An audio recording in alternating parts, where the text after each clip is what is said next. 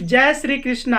एक बार की बात होती है, एक गांव होता है। उस गांव के बगल में एक खेत होता है। उस खेत में एक सारस की जोड़ी रहती है। उसके पास उसके खुद के अंडे होते हैं। कुछ समय बाद उस अंडों में से चूजे बाहर निकलते हैं। अब चूजे बाहर निकलने के बाद जो सारस को अब धीरे धीरे परेशानियां शुरू हो जाती हैं, क्योंकि वो चूजों को उड़ना नहीं आता। अभी वो अभी नए होते हैं, जिसकी वजह से वो सारे चीजों को जानते भी नहीं हैं। तो वो फसल भी उसके साथ साथ में कटने के लिए पूरी तरीके से तैयार हो गई थी।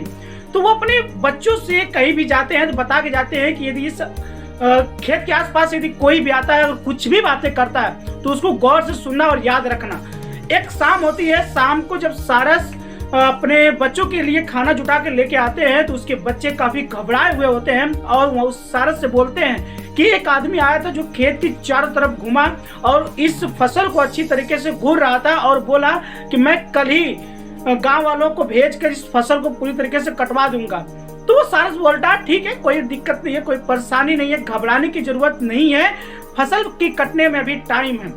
समय बीतता है। फिर एक शाम होती है। शाम को जब वो सारस आता है तो उसके बच्चे और भी घबराए हुए होते हैं और बोलते हैं कि एक आदमी फिर आया था और बोल रहा था कि फसल तो पूरी तरीके से तैयार हो गई है, गांव वाले सुन नहीं रहे हैं, मैं कल अपने भाई को भेजकर इस फसल को पूरी तरीके से कटवा दूंगा। फिर सारस आराम से बैठता है उन अपने बच्चों के साथ में और बोलता है कि घबराने की कोई बात नहीं है, फसल के कटने में अभी कुछ समय बाकी है। अब बच्चे धीरे धीरे उड़ना भी सीख लेते हैं, दौड़ना भी सीख लेते हैं। फिर एक शाम होती है। तो जब वो सारस भोजन को जुटा के अपने बच्चों के पास आते हैं तो बच्चे मुस्कुराते हुए बोलते हैं कि वो आदमी हमें रोज बेवकूफ बनाता और आज भी आया था और बोल रहा था कि फसल मेरी खराब हो रही है, गिर रही है और अच्छी तरीके से लोग काट नहीं रहे, बेवकूफ बना रहे हैं। अब मैं खुद कल काटने के लिए आऊंगा। अब इस बार सारस घबराते हुए अपने बच्चों से बोलता है कि बच्चों, अब हमें इस खेत को छोड़ देना चाहिए क्योंकि ये फसल कल जरूर से जरूर कट जाएगी। अब उसके बच्चे बोलते हैं कि ऐसा क्या है कि अब तक फसल नहीं कटी और अब कट जाएगी।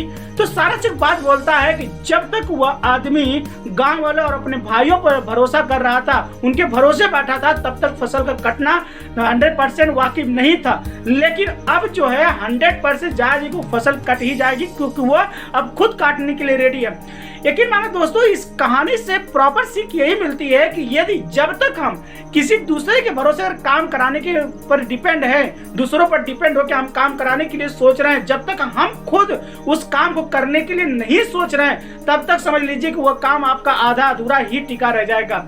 यकीन मानिए कि जब भी आपको लगता है कि यह काम मुझे करने से हो सकता है, मैं आज इसको कर सकता हूं, उसको फौरन कर डालिए, कल के लिए कभी ना डालें, क्योंकि आपका वो नुकसान ही देगा, कभी कभी फायदा नहीं देने वाला है। इसलिए ज्यादा से ज्यादा खुद पर भरोसा करके खुद को हर काम को करने की कोशिश करें या फिर किसी को साथ में लेके करने की कोशिश करें। सारा काम किसी के भरोसे ना छोड़े, इससे आपका नुकसान ही होगा। ज्यादा से ज्यादा कोशिश करिए, आप खुद अपने कामों को करिए और खुश रहिए, परिवार को खुश रखिए। Thank you.